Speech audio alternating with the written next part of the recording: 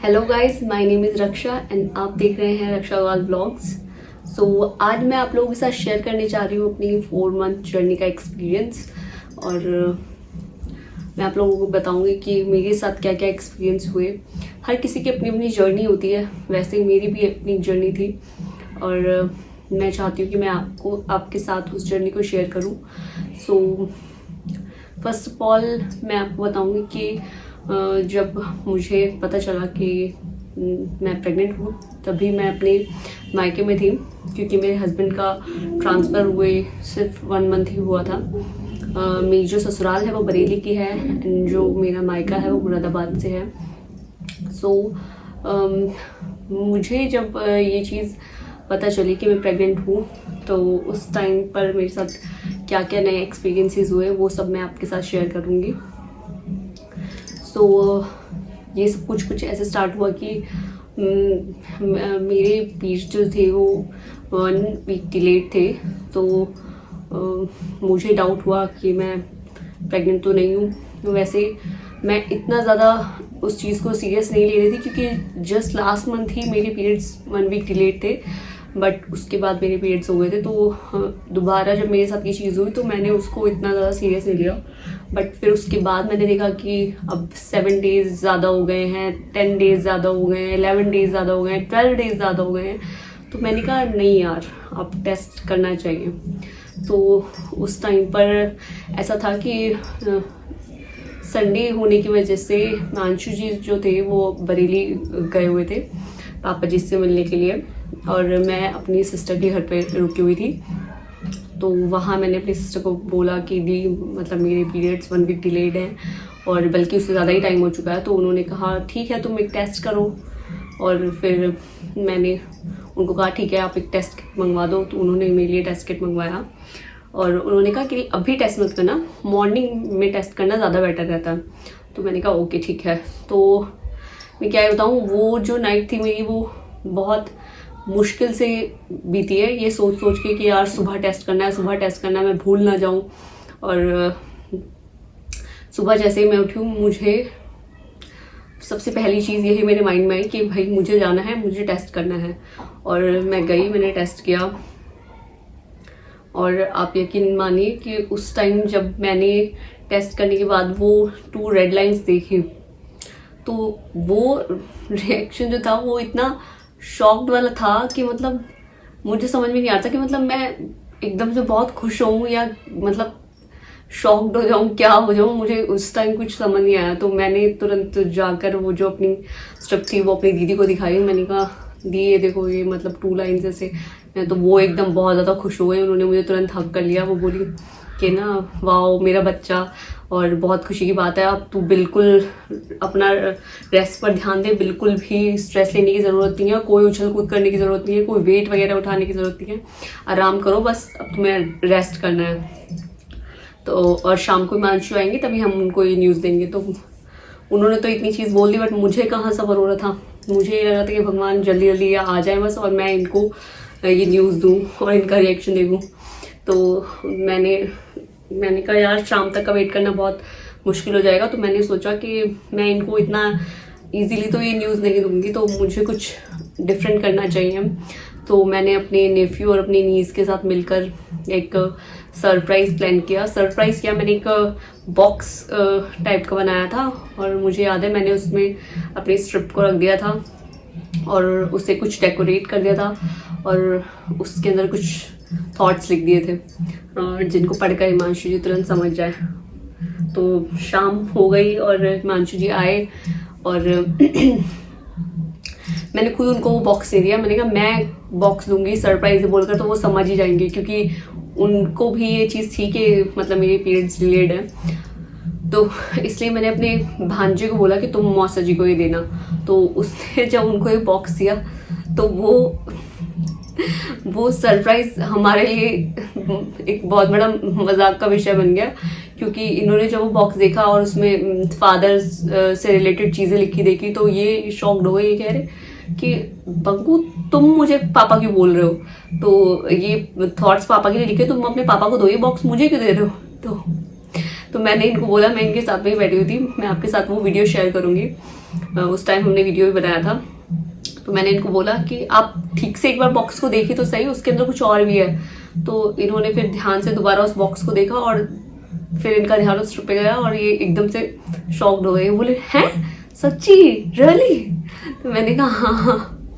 उसके बाद फिर इन्होंने मुझे हक किया और ये बहुत खुश हो गए, हम दोनों ही बहुत खुश हो गए। और बस उसके बाद से हम लोगों ने रील्स वगैरह वीडियोस वगैरह स्क्रॉल करना शुरू कर दिया, देखना शुरू कर दिया कि क्या क्या प्रेगनेंसी में किया जाता है और कैसे क्या है। ये मुझसे बोले कि हम कल ही जाएंगे डॉक्टर के पास, ठीक है, और डॉक्टर से कंसल्ट करेंगे। तो मैंने कहा ठीक है।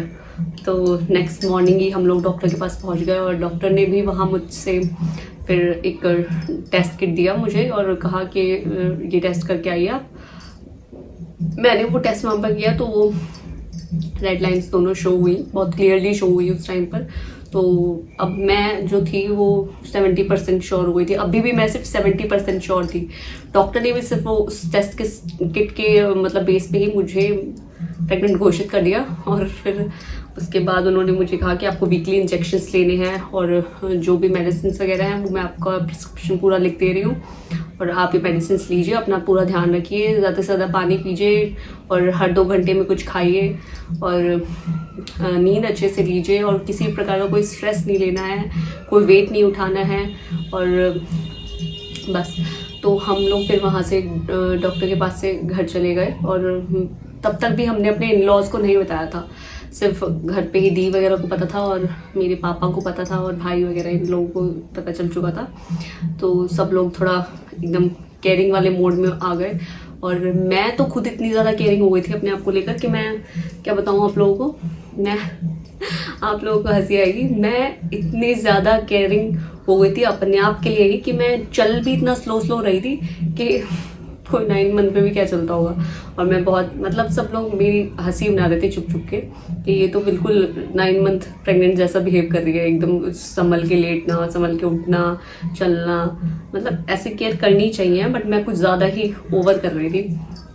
कोई नहीं। फिर मैंने सोचा कि अब क्या किया जाए भाई, तो मैंने वीडियोस वगैरह सर्च करने स्टार्ट किए और मतलब काफ़ी सब कुछ एक्सप्लोर करना शुरू किया, लोगों से बातचीत करनी शुरू की। मेरी एक फ्रेंड भी प्रेग्नेंट हुई ही थी जस्ट उस टाइम पे, उसका 2nd या 3rd मंथ चल रहा था। तो मैंने उससे बात की, मैंने उससे अपनी प्रेगनेंसी के बारे में नहीं बताया, बट उससे पूछा कि कैसे क्या फील हुआ तुम्हें स्टार्टिंग में। तो उसने मुझे बताया कि मेरे साथ ऐसे हुआ वैसे हुआ। तो मैं बहुत मतलब शॉक्ड हो गई। मैंने कहा यार मेरे साथ तो ऐसा कुछ भी नहीं हुआ स्टार्टिंग में, ये इतना कुछ बता रही है, इतने सारे चेंजेस आए, मेरे साथ तो ऐसा कुछ भी नहीं हुआ। तो मैं उस टाइम पे जो थी वो मैंने आपको बोला था कि मैं 70% श्योर थी। तो मैंने कहा यार ऐसा तो नहीं है कि कोई और प्रॉब्लम हुई हो बॉडी में और उसकी वजह से पीरियड्स डिले हुए हो और मैं उसको प्रेगनेंसी समझ रही हूँ, या फिर इस टेस्ट किट के रिजल्ट को तो वैसे भी आप 100% ट्रू नहीं समझ सकते हैं, बिल्कुल करेक्ट नहीं समझ सकते हैं। तो मैंने कहा डॉक्टर ने भी और कोई टेस्ट नहीं किया, ना ही कोई ब्लड टेस्ट वगैरह करवाया, तो वो भी सिर्फ किट के ही बेस पे मुझे बोल रही है। तो मैं खुद तो कंफ्यूज थी ही, मैंने बाकी सबको भी कंफ्यूज कर दिया और बाकी सबके मन में भी डाउट्स डाल दिए। मैंने अपने हस्बैंड को भी इतना मतलब डाउट्स में डाल दिया। तो वो बोले कि अगर ऐसा ही है तो नेक्स्ट वीक जब हम जा रहे हैं इंजेक्शंस के लिए, तो तुम उस समय डॉक्टर से ये सारी चीज़ें पूछना। तो हम लोग गए, तो मैंने डॉक्टर को ये सारी चीज़ें बताई। मैंने कहा मैम कोई चेंजेस नहीं है, किसी भी तरीके का कोई साइन नहीं मिल रहा है देखने को, तो मैम मुझे डाउट हो रहा है कि मैं हूँ भी प्रेग्नेंट या नहीं। तो डॉक्टर भी इतनी कन्फ्यूज हो गई, डॉक्टर ने यूँ करके देखा, डॉक्टर बोली अच्छा ऐसी बात है, तो हम आपका एक क्विक अल्ट्रासाउंड कर दे रहे हैं, उससे आपको कंफर्म हो जाएगा। तो मैंने कहा ठीक है। तो वो अल्ट्रासाउंड वाली एक्साइटमेंट तो वैसे ही बहुत ज़्यादा अच्छी थी, क्योंकि जितनी वीडियोस देखी थी उसमें अल्ट्रासाउंड ही देखी थी। तो मैंने कहा यार वाओ मेरा भी अल्ट्रासाउंड होगा, जबकि वो अल्ट्रासाउंड जो था वो टीवीएस अल्ट्रासाउंड था और वो जो होता है वो बहुत ही खतरनाक होता है। जब आप प्रेग्नेंट होंगे तभी उसके बारे में जानेंगे, मैं तो उसके बारे में क्या ही आप लोग बताऊँ। वो अल्ट्रासाउंड हुआ है तो उसमें लकीली फर्स्ट टाइम में ही जो मेरा बेबी है उसकी हार्ट बीट आ चुकी थी और डॉक्टर ने फिर मेरे हस्बैंड को अंदर बुलाया और बोला कि देखिए ये है आपका बेबी और ये है इसकी हार्ट बीट। तो उसके बाद तो फिर हम लोग दोनों ही 100% श्योर हो चुके थे कि हाँ हम प्रेग्नेंट हैं। तो हमने कहा ठीक है। अब उसके बाद फिर हम लोग घर गए। उसके बाद फिर मैं और अपनी केयर पे उतर आई, ठीक है। लेकिन उसके बाद फिर मैंने उसी दिन से मुझे ये एक्सपीरियंस होने लगा कि मेरी जो भूख है वो कुछ बढ़ चुकी है, ठीक है। और मुझे रात को भी बहुत ज़्यादा भूख लगती है। तो मैंने अपने हस्बैंड को बोला कि भाई मेरी भूख बहुत ज़्यादा बढ़ने लगी है, अब इसको लेकर कुछ करिए। तो उन्होंने काफ़ी सारे स्नैक्स और बिस्किट्स वगैरह और फ्रूट्स वगैरह ला कर रखे कि जब भी तुम्हें भूख लगे तुम ये सारी चीज़ें खाओ, अच्छी चीज़ें खाओ, हेल्दी चीज़ें खाओ। मैंने कहा ठीक है। सो मैंने फिर उसके बाद स्टेयर्स वगैरह चढ़ना बिल्कुल बंद कर दिया। और मैं मतलब केयर तो क्या ही बताऊँ मैं आपको, मायके में मैं थी और बाकी सब भी थे केयर करने के लिए, लेकिन गाइस मेरी मदर और मदर इन लॉ दोनों ही एक्सपायर हो चुके हैं। तो वहाँ पर सिर्फ मायके में सिर्फ पापा और भाई हैं। वैसे सिस्टर्स भी हैं बट वो सब शादीशुदा हैं तो अपने अपने घर में बिजी रहते हैं। बट पापा ने भी मेरा बहुत ध्यान रखा। और जब ये अल्ट्रासाउंड हो चुका था तो मेरे हस्बैंड ने मेरे फादर इन लॉ को भी बता दिया और सिस्टर इन लॉ को भी न्यूज़ दी। सब लोग बहुत ज़्यादा खुश हो गए थे।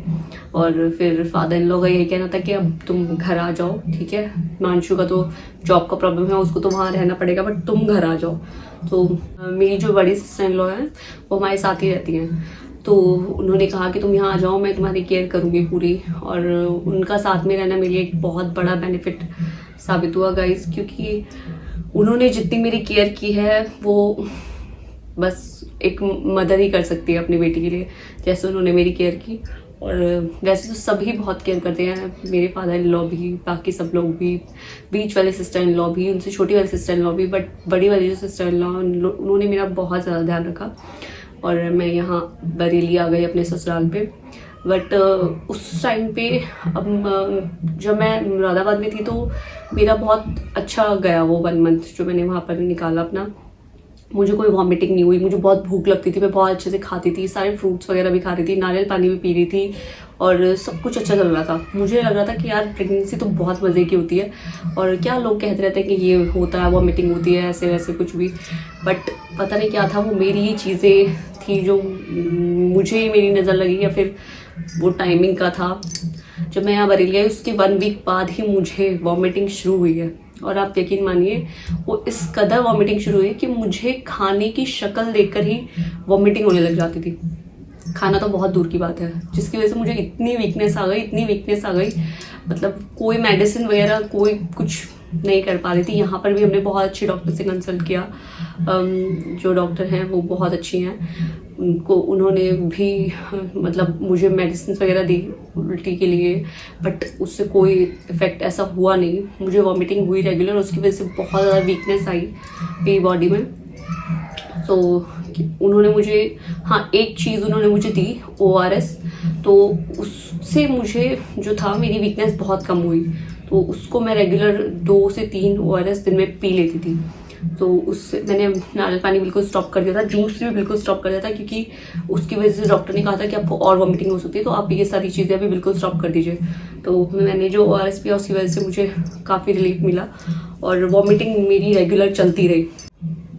उस टाइम में मुझे ऐसा लग रहा था मेरी जो प्रेगनेंसी की जर्नी है वो पूरी वॉमिटिंग में ही निकल जाएगी और मुझे ऐसे ही वॉमिटिंग होती रहेगी और ना मैं कुछ खा पाऊंगी ना कुछ अच्छा कर पाऊंगी। और मतलब मैं एक कहते हैं ना डिप्रेशन वाले मोड में चली गई थी कि यार मैं कुछ नहीं खा पा रही हूँ और मेरे बेबी को अंदर प्रॉब्लम ना हो रही हो और वो वीक ना हो जाए, तो बहुत सारी टेंशन थी। बट उस टाइम पे फिर मुझे डॉक्टर ने बताया कि अगर आप एक रोटी भी खा ले रहे हो तो वो भी इनफ है इस टाइम पे आपके लिए, ऐसी कोई प्रॉब्लम नहीं है। आप पानी पियो और ज़रूरी नहीं है बहुत ज़्यादा ही पेट भरे खाओ, कुछ थोड़ा बहुत भी आपका जो मन कर रहा है आप उस टाइम पे खा सकती हो।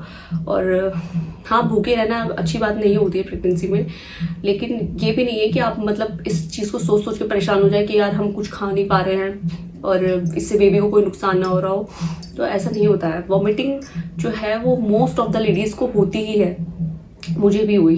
तो कुछ 3rd मंथ के एंड तक मुझे बहुत अच्छे से वॉमिटिंग हो रही थी और फिर 4th मंथ मेरा जब स्टार्ट हुआ है तो मैं डॉक्टर के पास गई थी और तब डॉक्टर ने मुझे बोला कि, मैंने कहा मैम वॉमिटिंग नहीं स्टॉप हो रही है, मैं कैसे इसको जो है मतलब कंट्रोल करूँ, मैं तो कुछ खा ही नहीं पा रही हूँ। तो डॉक्टर ने मुझे प्रोटीन पाउडर लिख कर दिया कि आप ये प्रोटीन पाउडर लेना शुरू करिए, इससे आपको वीकनेस जो है वो आपकी कम होगी और आप टेंशन मत लीजिए, आपका 4th मंथ लग चुका है, अब आपकी वॉमिटिंग जो है वो कम हो जाएगी। बस डॉक्टर का इतना कहना हुआ है और मैं यही सोचते सोचते अपने घर वापस आई हूँ। और सीरियसली गाइस, उस दिन से मेरी वॉमिटिंग वाकई ही कम हो गई थी, बहुत कम हो गई थी। मैं बहुत खुश हुई, एक दिन मेरा पूरा अच्छा गया, मुझे वॉमिटिंग नहीं हुई, मुझे कोई मेडिसिन भी लेने की जरूरत नहीं पड़ी, पर मुझे वॉमिटिंग नहीं हुई। बट नेक्स्ट डे ही मुझे कोल्ड हो गया और वो कोल्ड ऐसा हुआ कि मैं आपको क्या बताऊँ, वो भी जल्दी ठीक होने में ही नहीं आ रहा था। तो मैं जब नेक्स्ट डॉक्टर के पास गई हूँ कोल्ड और कफ लेकर, तो मेरी आवाज़ भी नहीं निकल रही थी ठीक से। अब मैं फिर इतना टेंशन वाले फेस के साथ डॉक्टर के पास, मैंने कहा मैम जैसे तैसे करके मेरी वॉमिटिंग स्टॉप हुई थी और मैंने सोचा था अब मैं कुछ अच्छे से खाना पीना शुरू करूँगी, अपना रूटीन चेंज करूँगी। बट ये क्या हुआ, अब तो मुझे कोल्ड हो गया। तो डॉक्टर ने भी मेरी तरफ बड़ी दया वाले फेस से देखा कि अरे कोई दिक्कत नहीं है, टेंशन मत लो, और मैं तुम्हें मेडिसिन लिख कर दे रही हूँ, तुम ये मेडिसिन लेना और तुमको ठीक फील होगा। मैंने कहा ओके।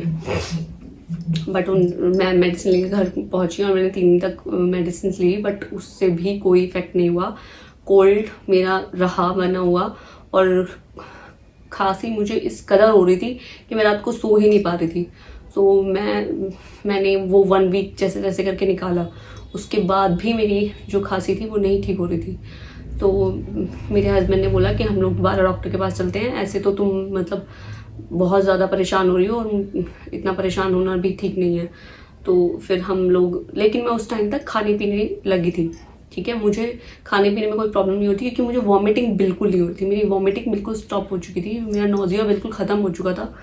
तो कहीं ना कहीं मैं खुश भी थी, बट कोल्ड मुझे इतना परेशान कर रहा था कि मुझे बहुत ज़्यादा दिक्कत हो रही थी उसकी वजह से। फिर हम लोग डॉक्टर के पास गए तो डॉक्टर ने फिर से मतलब जो है मुझे मेडिसिन लिख कर दिए और कहा कि आप सिरप मेरा चेंज किया। सिरप मैंने जो वो लिया है उसके बाद मुझे कुछ आराम हुआ, कोल्ड में भी और कफ में भी। आप ये कहेंगे कि मेरे एक के बाद एक प्रॉब्लम लगी जा रही थी। कोल्ड में मुझे कुछ आराम मिलना शुरू ही हुआ था कि मुझे हेडेक होना शुरू हो गया, और जब ये हेडेक होना शुरू हुआ है तब तो आप पूछिए मत, बस मेरी बिल्कुल ना दुर्गति होना वो जो थी वो शुरू हो गई। अब मुझे रात में भी सर में दर्द हो रहा है, मॉर्निंग में भी सर में दर्द हो रहा है और मैं इतनी परेशान हो रही थी सर दर्द की वजह से। मैंने कहा यार वीडियोस वगैरह देखो, वीडियोस में इतना ज़्यादा ओवर दिखा दिया होता है कि सर में दर्द होना बिल्कुल अच्छा नहीं होता। तो मैं परेशान हो गई, मैंने कहा यार क्या है, एक ना एक चीज़ लगी हुई है, ऐसे ही करके मेरे 9 मंथ जाने वाले हैं क्या। तो फिर हम लोग डॉक्टर के पास गए और डॉक्टर को मैंने बताया, मैंने कहा मैम ऐसे से हेडेक वगैरह हो रहा है। तो उन्होंने कहा कि ये वीकनेस की वजह से होता है और जो इतना वॉमिटिंग तुम्हें हुई है, तुमने कुछ खाया पिया नहीं है, उसकी वजह से वीकनेस आ गई है बहुत ज़्यादा, उसी की वजह से ये सर में दर्द होता है और जैसे जैसे खाओगी ठीक हो जाओगी। तो हम वहाँ से निकले। उसी दिन फिर मैंने एक वहाँ पर ब्लड टेस्ट करवाया छोटा सा, जिसमें मेरा ब्लड बहुत ही कम आया था। तो फिर मेरे हस्बैंड यही बोले कि ये जो ब्लड और कैल्शियम की कमी हुई है इस वजह से ही तुम्हारे अंदर वीकनेस आ रही है और जो हेडेक है वो इसीलिए हो रहा है, तो अब तुम अपने खाने पे अच्छे से ध्यान दो। फिर मैं घर आई और उस दिन से मैंने अच्छे से अपने खाने पीने पे ध्यान दिया और अब जो है वो मेरे 4 मंथ्स कंप्लीट होने जा रहे हैं, ऑलमोस्ट कंप्लीट ही हो चुके हैं। सो अब मुझे भगवान की कृपा से कोई ऐसी प्रॉब्लम नहीं है, मेरा हेडेक भी ठीक हो चुका है, मेरा कोल्ड भी ठीक हो चुका है। तो अब मैंने सोचा कि अब मुझे अपने रूटीन को बिल्कुल अच्छे से मैनेज करना पड़ेगा और जिससे कहते हैं कि नॉर्मल डिलीवरी के लिए जो रूटीन चाहिए होता है वो मैंने अपना सेट करने की पूरी कोशिश की और यही रूटीन मैं आप लोगों के साथ रेगुलर शेयर करने वाली हूँ अपने मिनी व्लॉग्स के थ्रू। तो हाँ, यही थी मेरी 4 मंथ की जर्नी और इस जर्नी में जो टेस्ट वगैरह हुए वो मैं आपको अपने नेक्स्ट वीडियो में बताऊंगी, बहुत अच्छे से एक्सप्लेन करते हुए पूरा, ठीक है। उसके लिए आपको मेरे नेक्स्ट व्लॉग का वेट करना पड़ेगा। तब तक के लिए आप मेरे चैनल को ऐसे ही प्यार देते रहिए और प्लीज़ सपोर्ट कीजिए मेरे चैनल को, मेरी वीडियोस को लाइक कीजिए, शेयर कीजिए और सब्सक्राइब करिए मेरे चैनल को, और मेरी इस प्रेगनेंसी जर्नी को ब्यूटीफुल बनाने में मेरी हेल्प कीजिए। Thank you so much.